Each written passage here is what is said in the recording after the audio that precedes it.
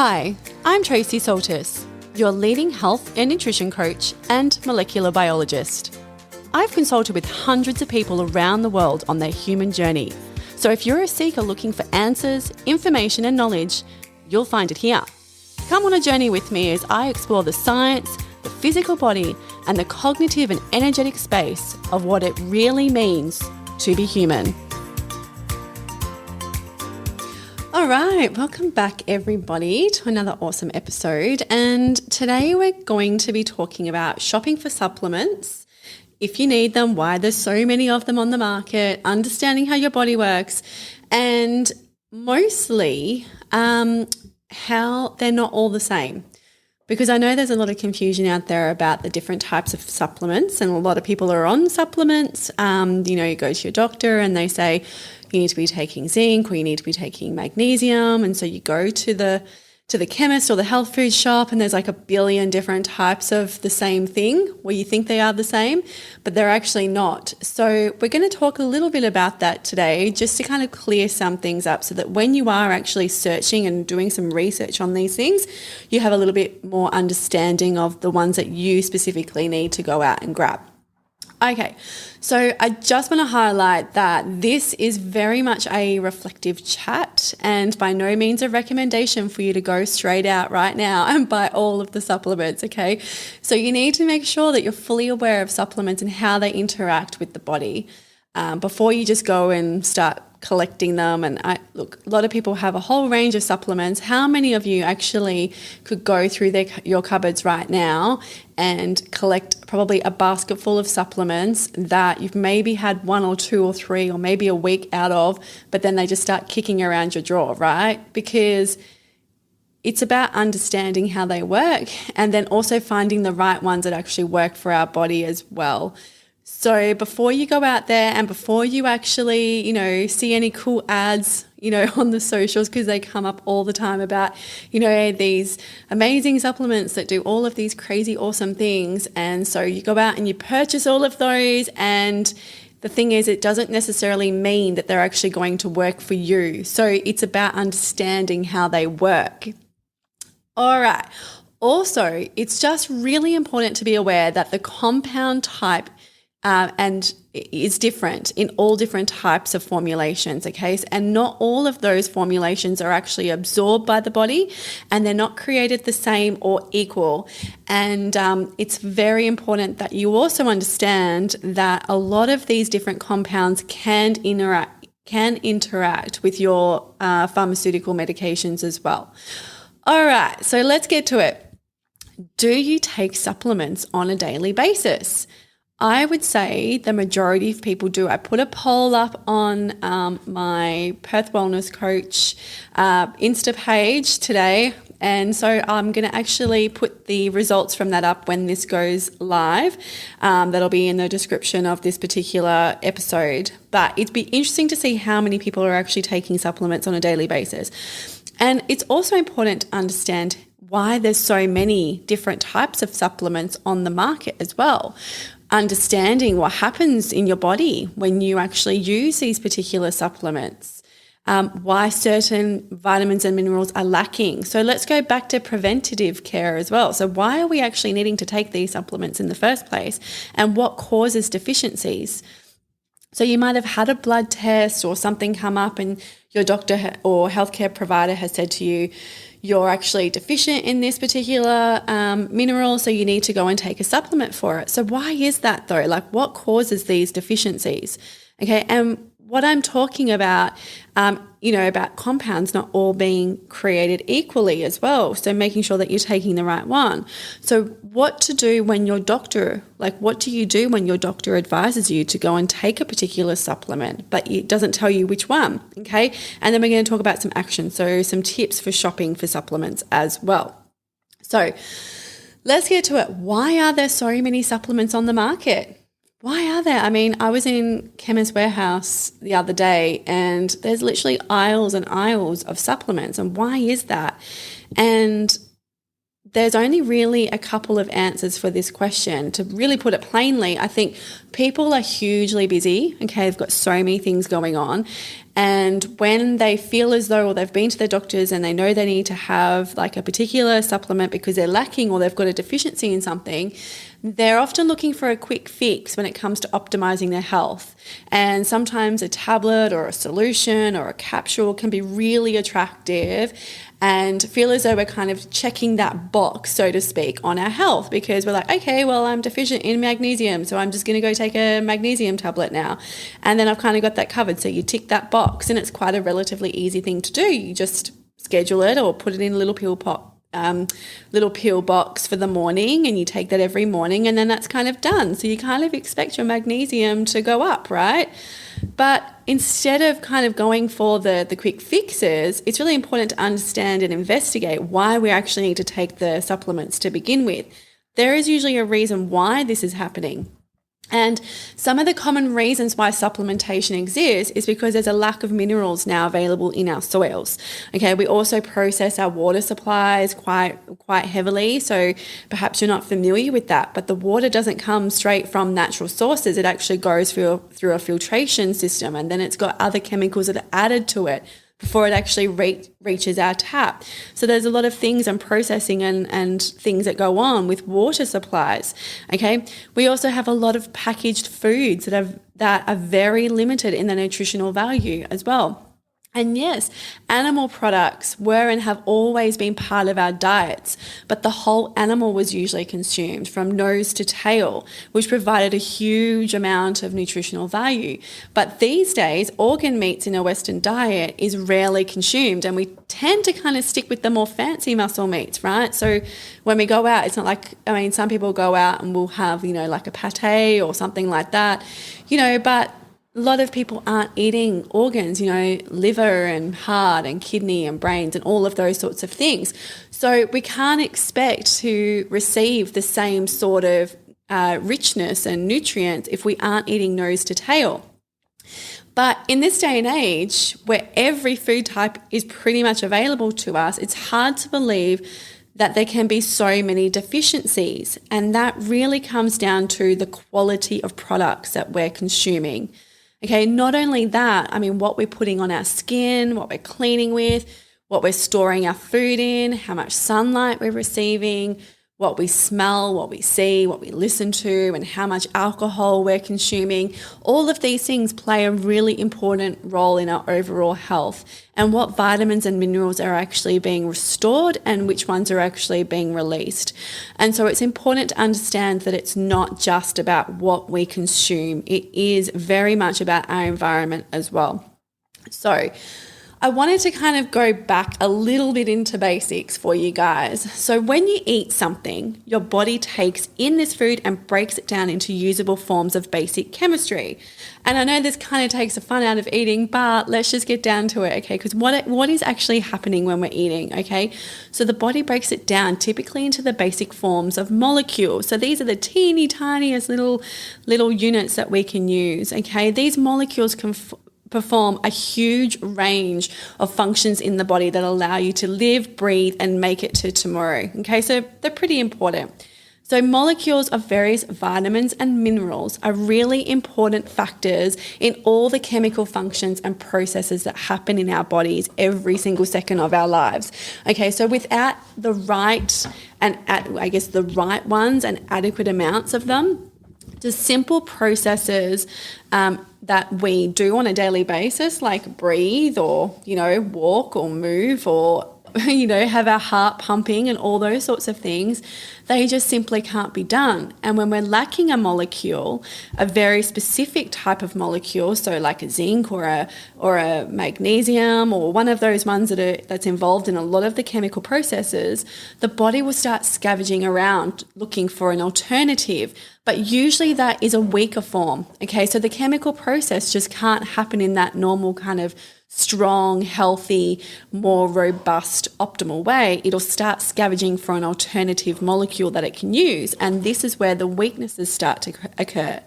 So importantly, it's really crucial to feed your body adequate amounts of the right molecules every day so that you can live a really healthy and happy life.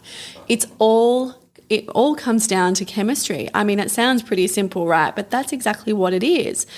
And so when we're looking at this, we have to also understand where we evolved from. So humans have evolved over time from the waters and the land, and it wasn't that long ago. When you think back at it, right, it really wasn't that long ago that we migrated with the seasons, we ate what was available, but we didn't eat just whatever we wanted. We could only eat what was available to us. But now, when we go to the shop, we can eat whatever we want without any real direction. So supplementation exists because we've lost a lot of our migrational activity. We eat whatever we want, when we want, how we want, instead of with the seasons, and predominantly eat foods that have been chemically altered through agriculture and processing.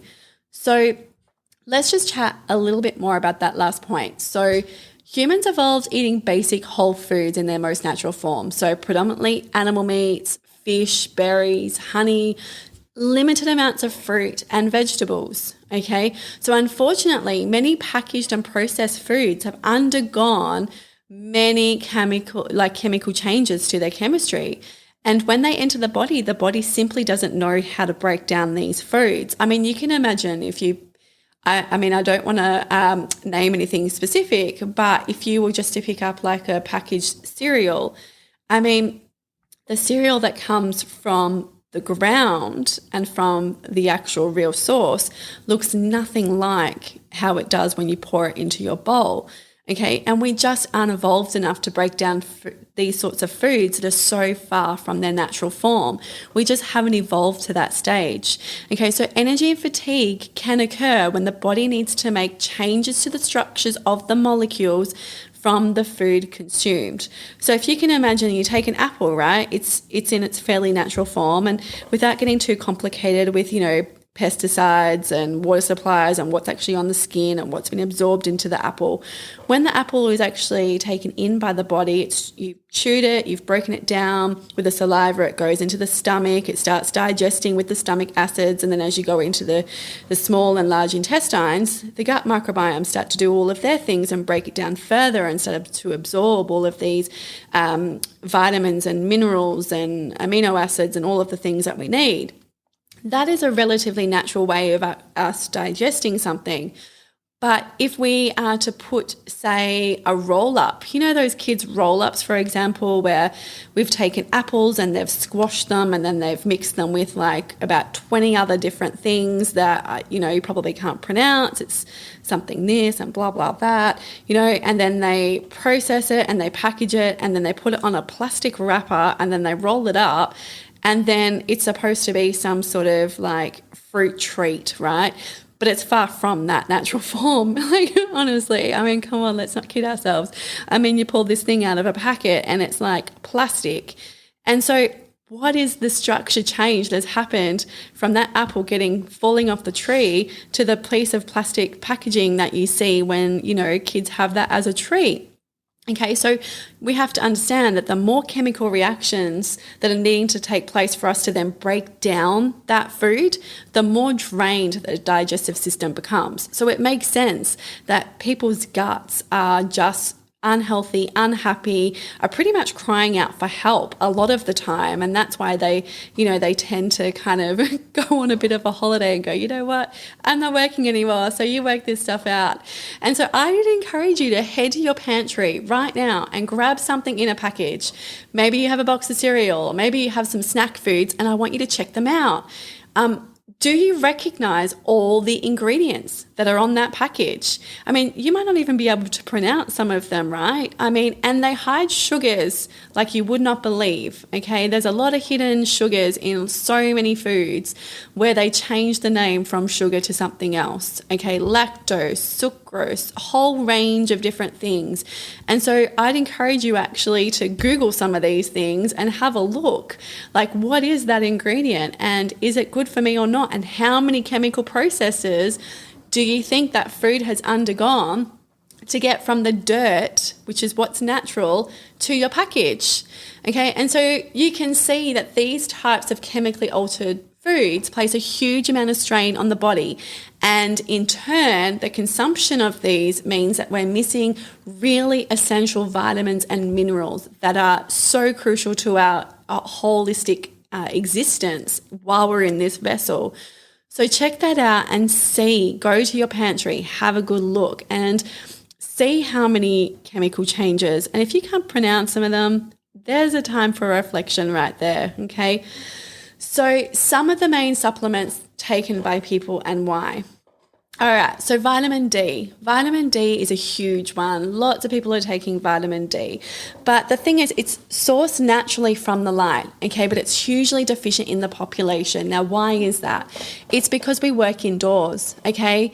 And when we do go out, we typically don't know how to use the sunlight very well, okay? So we might go out in the middle parts of the day when the UV rays is incredibly high and we end up getting red and burnt and blistering and doing skin damage.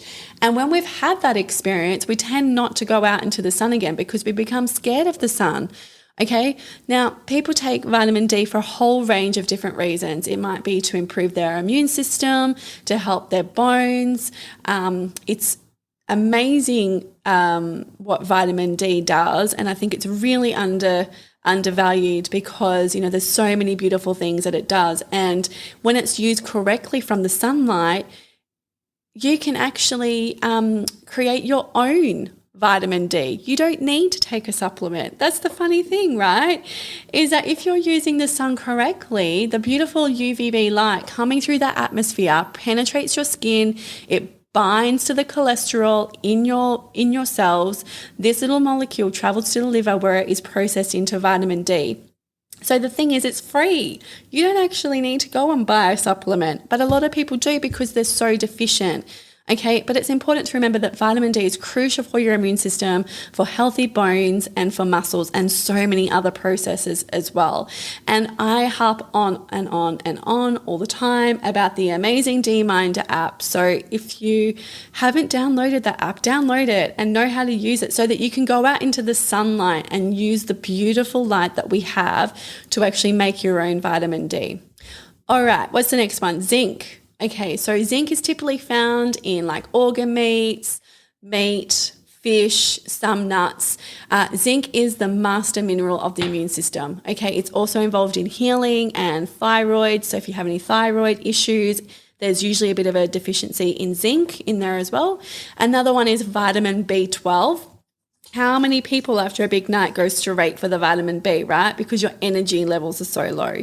And you can find vitamin Bs in meats, dairy, eggs, salmon, fatty fish, those sorts of things. And vitamin B12 is vital for red blood cell production, tissue repair, and nerve health.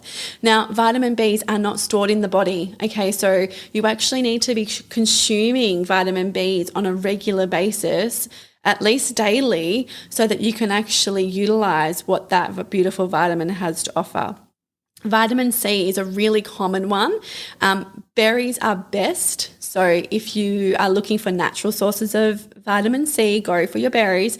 Crucial for your immune system, vitamin C with minerals, okay, with minerals is what you need for optimal immune health, okay? And it's another one that is not stored in the body, okay? It's water soluble, it passes straight out, and that's why, you know, if you've had a big night and you go for the Berocca, a lot of people go and have vitamin B because they've got no energy and they want to have a big B shot.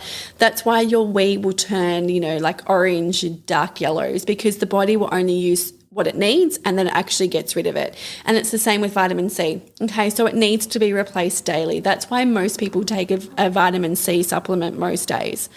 All right, magnesium. Oh my goodness, magnesium deficiency is massive, right? It's involved in 300 or more cellular or chemical processes in the body, and it is just one of those minerals that is just super lacking, okay, and super deficient, and most people need to take supplements for this. So you can find it in meats and avocado and yogurt. So check out how you can get some more magnesium. You can also use topical magnesium as well. Okay, you don't have to take tablets with magnesium. It's beautiful. Add some magnesium salts into your bathtub and let that absorb into your skin. There's a lot of lotions out there that are mixed with melatonin, so a lot of people use it at nighttime for a really beautiful relaxing sleep. There are a lot of alternatives of that as well, but we're going to talk about compounds really soon, so you need to do your research on which ones are the best. All right, omega-3s, fatty fish, oh my gosh, yes, brain health. Like, I cannot tell you how, I guess, how important DHA and EPA are in your diet, okay? Because your brain is a big fat blob. Did you know that? It requires fat, okay? And that's what omega-3s are there for. Your DHA in particular is so important in brain health and development, especially in kids. So if you can get some fatty fish like salmon, for example, into your diet, you are going to feel so good and switched on. Watch your brain just like be on fire. It's amazing what fats can do for the brain. Iron. All right, who hasn't had a deficiency in iron before? I think everybody that comes into my office has some form of iron deficiency. Okay, and iron is pretty important because why is that? I mean, we kind of just, don't talk about it and go, oh yeah, like iron, I'm anemic or I'm near anemic and I've got an iron deficiency, and don't tend to really worry too much about it. But the thing is that iron is what allows the oxygen to transport in your blood around the body. So it's pretty important. I mean, if we don't have oxygen moving around in our bodies, we can't breathe. And if we can't breathe, then we die, right? So it's pretty important to eat plenty of foods with iron in it. Now, a lot of people get to the stage where they end up having to have IVs or infusions and things like that. But let's try and work on preventative care here. So meats, eggs, fish, get your heme iron, not your non-heme iron is not absorbed as well through the gut. So we need to get that heme iron that we get through animal products. And I'm sure you see the dietary link here with each of these is a lot of them do sway more towards the animal product side. And I'm really sorry to all the vegans out there, but unfortunately, it is really difficult to obtain high doses of these basic vitamins and minerals without animal products. That's just our evolution, okay? This is how we've gone from living on the land and eating what was available with the seasons to evolving to where we are now. And so animal products will remain in the diet for a while to come. If you are vegan or vegetarian and you aren't eating meat, please don't eat that processed stuff that they have in the supermarkets. Okay, let's go back to what I was talking about before of looking at the package and being able to read the ingredients and know how much that the chemical structures of all of those things that are in those foods have changed to get to your plate. Okay, what has that food gone through? Go back to your most basic form. If not eating animal products, if it's just completely out for you and it's not something that you're willing to actually incorporate into your diet and you would rather supplement and you are going to like a barbecue or you're going out, please check the process, okay? There's a lot of additives and preservatives that come with those foods and some of them can be quite carcinogenic, so please check that out. Now, I'd also encourage that if you're vegan that you might need, and you're taking in a lot of carbohydrates, because a vegan diet does tend to be carb high, and I'm not just talking about grains and cereals and things like that. I'm talking about a lot of heavy, potatoes, sweet potato, your fruits, your veggies. It can be really taxing on the body when you're taking in so many carbohydrates. So you need to practice fasting quite regularly to clean those cells out. Okay, and that's perhaps maybe a future topic that we can talk about as well. All right, so all of these are essential to basic human existence. And this is just a couple of the really, I guess, popular ones that I know the majority of people are taking. And there's so many others as well. But I just wanted to highlight these because these ones are just some of the obviously really important ones that often get overlooked or neglected. When we are deficient in these areas, we can actually change some of these through obviously getting out in the sun, changing our diet, all of those sorts of things, and it might reduce the need for us to take supplements. Now, let's get to what do I mean when I say not all compounds are the same. Okay, so let's take zinc for example. Okay, so there's so many different types of zincs on the market. Okay, so you go to the doctor and the doctor goes, oh my gosh, your zinc is so low. You need to go and take a zinc supplement. And you're like, yep, no worries, I've got this. And so you head off to Chemist Warehouse or you head off to your pharmacy or wherever it might be and you go, oh my God, there's like 1 billion zincs. Like which one was he, she talking about? I don't know which one to take. You've got zinc sulfate and zinc picolinate and zinc citrate, that's just a couple. But how do you know which one to take? Okay. Because all of these different compounds, these are all different compounds, right? And they all do different things in the body. They don't all do the same things. They do relatively similar things, but not always the same and not specific to what your needs are. So, for example, you could be taking a zinc supplement for years and then wonder why your zinc levels are low. And it's just because it's not getting absorbed by the body. Okay, so you need to do your research before you purchase a mineral compound. Zinc picolinate is the most absorbable compound, and it is used by premium supplement suppliers. So that's one to definitely keep your eyeball on. But some other zinc compounds are good for localized infections like, nasal sprays during colds and flus. So there's a specific type of zinc compound that you can use in a nasal spray that'll actually help kill some of the infection. But that doesn't necessarily mean you would take it internally if you're looking to up your zinc stores. So you need to do your research. Do you need to take supplements? It's another really great question. So if you're experiencing fatigue, depression, low moods, low energy, then there's a really good chance that something is missing in your diet. It could also mean that you're not honoring yourself in some way. So I'd really encourage you to explore this more and see if you can work out whether this is an energetic, physical, or cognitive issue, and then reach out with the correct healthcare provider. Okay, and it's not normal we're not going to be bouncing off the walls all of the time, but if you are waking up tired, and you're not 100% sure on the reason for that, and it has been a cyclical thing for you and you seem to be repeating the same thing over and over again, then we need to explore why that might be. All right, so shopping for supplements. Okay, here's a couple of my tips. So watch cheap supermarket supplements, okay? They have so many additives and toxic preservatives. So you need to read the bottle. You can't just pick up, like I was saying before, a zinc picolinate. All right, you pick it up and you look at the bottle and you go, oh, it's got this many milligrams of zinc picolinate. But then in the fine print, right down the bottom, it also says other ingredients, like sulfates and nitrates and benzoates. Okay, I would rethink purchasing any supplements that have those additive preservatives and additives in them. Okay, I see a lot of supplements with sodium benzoate in it, and just a heads up that when that particular preservative combines with vitamin C, it converts to a benzene, and benzene is a very well-known carcinogen. Okay, so you have to be mindful of chemistry. Whenever you're mixing different compounds with other things that you're taking into your body, a chemical reaction can occur and change the molecular structure of certain supplements. Okay, and when that happens, we can have illness, disease, carcinogens come about because we don't understand the chemistry of these particular substances that we're taking in. All right, and on that note, I want you to watch out for any sort of pharmaceutical medications that can interact with supplements.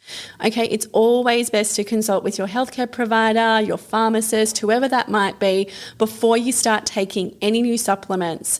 Okay, so just be aware of that. Be aware of the pharmaceutical medications and how the chemistry might react between the minerals and the vitamins that you're taking as well. Sometimes it means we can be taking particular supplements and thinking we're doing the right thing, but it actually stops our medication from actually breaking down and being absorbed.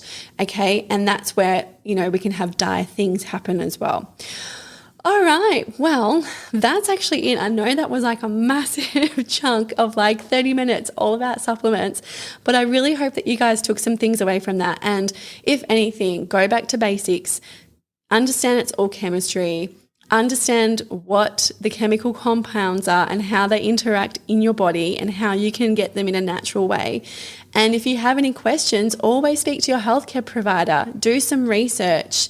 And like always, if you've really enjoyed the chat today, Please remember to share with your family and friends because it's so important. Maybe you've got someone out there who is taking a whole bunch of supplements and they need a little bit of direction. Okay, so maybe this will actually help them or put them on, the right path to actually seeking some other assistance as well.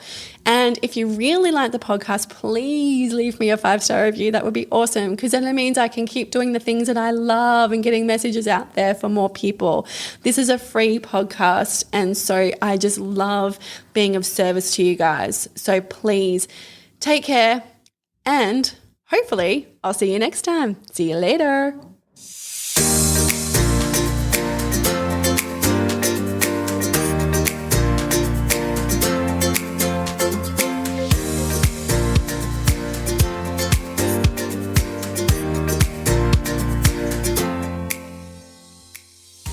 The information, views and opinions expressed on this podcast should not be used or treated as a substitute for nutritional, medical, psychological or other advice by a qualified medical health professional. Hosts and guests on the podcast express their own opinions, experiences and conclusions, and nothing on the podcast should be used to diagnose, treat, cure or prevent any medical conditions. The podcast is not intended to replace any medical or mental health treatment. All information and advice provided is for general well-being and does not take individual cases into consideration.